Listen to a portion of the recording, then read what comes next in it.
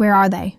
Margaret's voice tore through my office like the crack of thunder on a quiet night. The shrill sound made me jump in my chair, my pen slipping from my fingers. She stood in the doorway, my ex-mother-in-law. Every inch of her controlled and furious, her perfectly polished nails digging into the thick manila envelope she clutched like a weapon. Her eyes, sharp and full of accusation, locked on me as if I were prey, and behind her stood Amanda, my ex-husband's sister, her face just as stormy and flushed with anger. "Where are who?" I asked carefully, forcing calm into my voice as I gestured to my assistant to hold my calls. It had been 5 long years since my divorce from their precious David. 5 years of blessed silence from the Henderson family. I had hoped never to see any of them again, but here they were, uninvited, in my office, carrying that same air of judgment I remembered too well. "Don't play dumb with us, Victoria," Margaret spat, storming toward my desk. Her heels clicked like gunfire on the marble floor. "Our grandchildren. David's children. The ones you've been hiding from us for the past 6 years." For a moment, I could only stare, her words spinning in my head like static. "What children?" I managed, my voice barely above a whisper. "David and I never had kids." Amanda stepped forward then, her eyes burning with something between anger and disbelief. She yanked the envelope from her mother's hands, spilling photographs across my desk, scattering the neatly stacked case files I had been reviewing. "Stop lying, Victoria," she said coldly. "We've seen them." My hands trembled as I reached for the first photograph. It showed 2 children, a boy and a girl, maybe 5 or 6 years old, laughing as they played in a backyard. Their dark hair shimmered in the sunlight, and for a fleeting second, my breath caught. There was something hauntingly familiar in their faces, the boy's chin, the girl's eyes. But I didn't know them. I had never seen these children in my life. "I don't understand," I murmured, looking up into their accusing faces. "These aren't my children. David and I tried for years, remember? That's part of why we divorced. We couldn't have kids." "More lies?" Margaret snapped, her voice rising to a sharp pitch. "We have proof. Medical records showing you were pregnant, birth certificates, school enrollment papers, everything." My head spun. The room tilted slightly as disbelief flooded me. "That's impossible," I whispered. "I was never pregnant. Never gave birth. We tried fertility treatments. They all failed. You know that. But they weren't listening." "Get out," I said finally, standing up, my hands shaking but my voice steady. "I don't know what kind of game this is, but I want you both out of my office." "Right now," Amanda smirked. "Or what? You'll move the kids again? Hide them somewhere else? Maybe another state like you did last time?" "Last time?" My voice cracked. "What are you talking about?" "I don't have children. I've never moved any." Margaret's hands shook as she pulled out her phone. "We're calling our lawyer. We have rights as grandparents, and you can't keep them from us forever." I reached for my own phone, fumbling to unlock it. "Fine," I said, trying to keep my composure as my pulse raced. "Let's get lawyers involved, because I can prove I've never had children." I dialed Sarah, my divorce attorney, who had stood by me through the worst of David's manipulation. If anyone could untangle this madness, it was her. As the phone rang, Margaret continued to rant, waving photos in my face. Each one showed those same children, blowing out candles on a birthday cake, splashing in the ocean, sitting beside a Christmas tree. Their smiles were bright, innocent. Too real. When Sarah finally answered, I spoke quickly, trying to keep my voice even. "Sarah, I need you to come to my office right now. David's family is here. They're saying I've been hiding children. They have photos and documents." There was a pause. Then Sarah's voice came through, calm and sharp as glass. "Don't say another word. I'll be there in 15 minutes. Don't let them leave." Before I could respond, my assistant Jackie poked her head into the room, eyes wide. "Victoria, there's a man here asking about the children, too. Says he's a private investigator hired by Mr. Henderson." My stomach dropped. David. Of course. He was behind this, but why? "Send him in," I said, meeting Margaret's triumphant glare. "Let's see what he thinks he's found." The man who entered looked uncomfortable the moment he crossed the threshold. He was tall, maybe mid-40s, his suit wrinkled, his manner cautious. "Frank Moore," he introduced himself quietly. Private investigator. He opened a folder thick with papers and photographs. Mrs. Reed, he began, addressing Margaret and Amanda instead of me, has been living under multiple aliases. She's moved these children between 3 different states in the past 6 years, always just ahead of Mr. Henderson's attempts to locate them. That's a lie, I burst out. I've lived in the same house for 8 years, worked in this firm for 10. Anyone here can confirm that. But Frank only looked regretful as he pulled out more documents, school records, medical files, even birth certificates. All showing my name, Victoria Reed, as the mother of twins born 6 years ago. My knees nearly gave out. I gripped the edge of my desk, my breath shallow. I would remember giving birth. I would remember children. Wouldn't I? A horrible thought crept in. That dark period years ago, when I'd been on heavy medication, lost in depression. There had been weeks, maybe months, that blurred together in fog. Could it be possible? Could I have forgotten something so monumental? Before the panic could consume me, Sarah burst into the room. Her presence changed everything. "Everyone sit down," she commanded, her voice cutting through the tension. "Victoria, not another word. Mr. Moore, I want to see every document you've brought. Now. And I want the exact date you were hired and by whom." As Sarah took control, I sat in silence, staring down at the photos spread before me.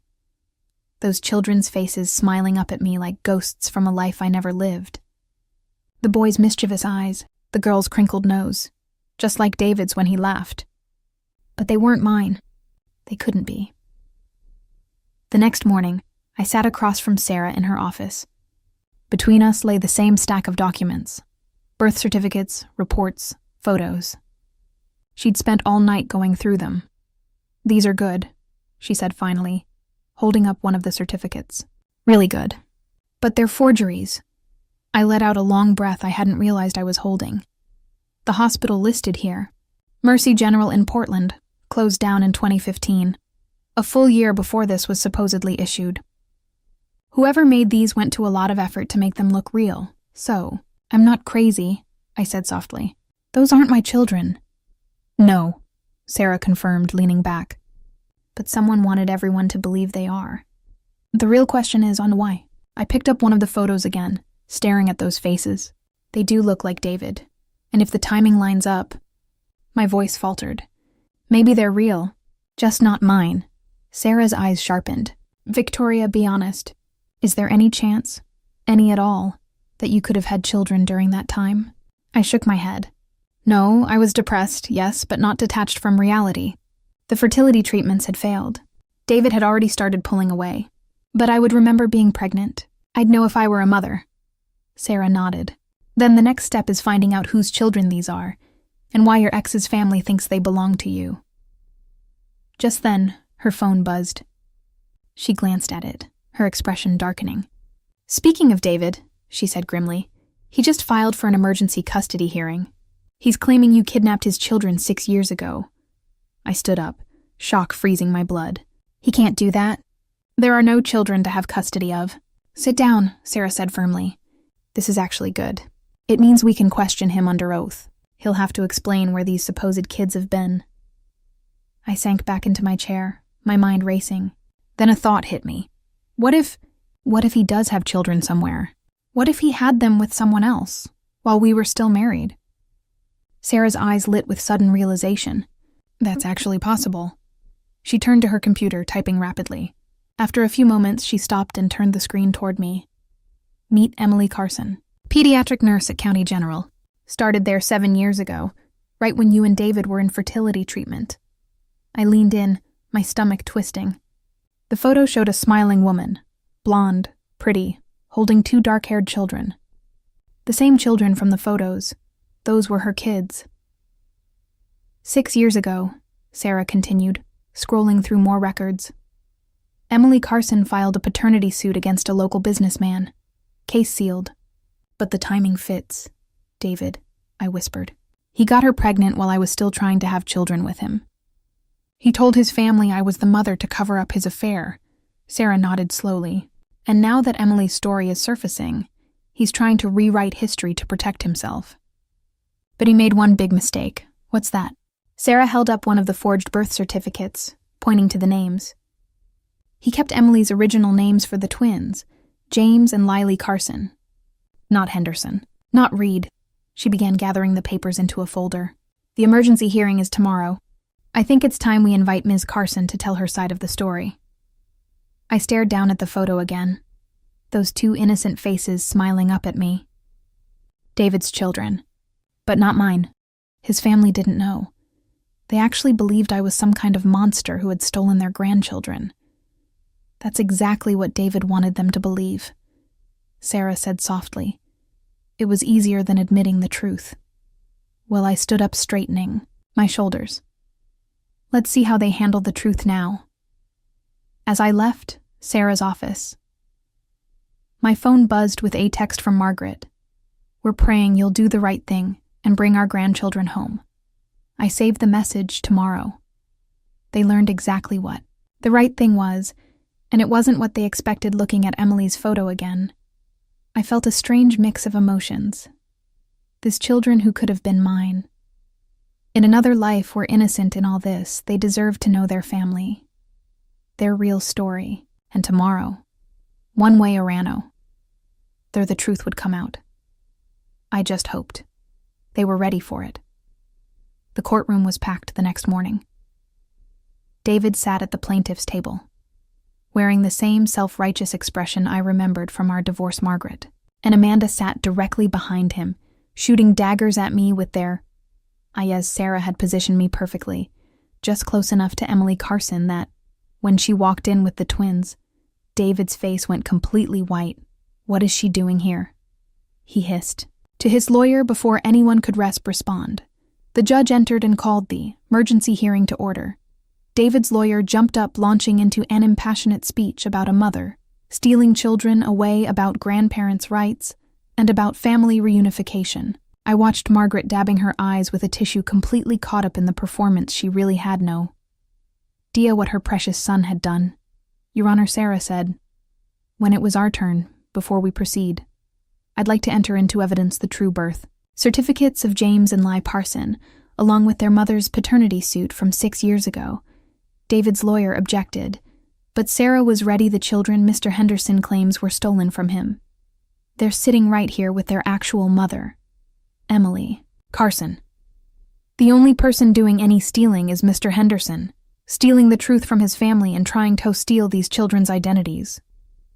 The judge looked at the documents, then at David, whose confidence was visibly crumbling. Mr. Henderson, would you to explain why there are 2 different birth certificates for these children? There must be some mistake. Cavid stammered the mistake. Emily Carson spoke up from behind me. Her voice, strong and clear, was thinking, you could hide the truth forever. David, these are my children, our children, the ones you denied until it became convenient to claim them. The guests from Margaret and Amanda were audible. The judge called a brief recess to review all the evidence. But the damage was done. I watched as David's carefully constructed eye fell apart around him during the break. Margaret approached me in the hallway, her face ashing. Victoria, we didn't know. He told us you had a breakdown, that you took the babies and ran, and you believed him. I said quietly. Just like, you believed him when he said our fertility treatments failed because of my stress, because it was easier than questioning your perfect son. She started to respond, but Emily walked up with the twins. Mrs. Henderson, I think it's time you met your grandchildren properly. This time I slipped away as Margaret faced the reality of what her son had done. The tears in her eyes were different now, shame and regret replacing righteous anger. Back in the courtroom, the judge's ruling was swift and decisive. Not only was David's emergency custody petition denied, but he was also facing potential criminal charges for filing false documents. The judge ordered a full investigation into the forged birth certificates. I hope it was worth it, I said to David as he hurried past. Me afterward all his years of lies just to avoid admitting you had an affair. He stopped, turning to face me. You were always so perfect, weren't you? The successful lawyer? The victim, you have no idea what it's like, disappointing, Everyone? No, I cut him off. I just know what it's like to be disappointed by you, by your family, by their willingness to believe the worst of me rather than the truth about you. 6 months later. I received a letter from Emily. She enclosed a photo of the twins at their 7th birthday party, surrounded by the Henderson family, minus David, who was serving time for document fraud. They ask about you sometimes, she wrote. I tell them you're the brave lady who helped their grandparents find them. Maybe someday when they're older they'll understand. The whole story. I pinned the photo to my office wall next to my law degree and the newspaper article about David's conviction, not as a reminder of what I lost, but of what I gained: the truth, my reputation, and finally closure.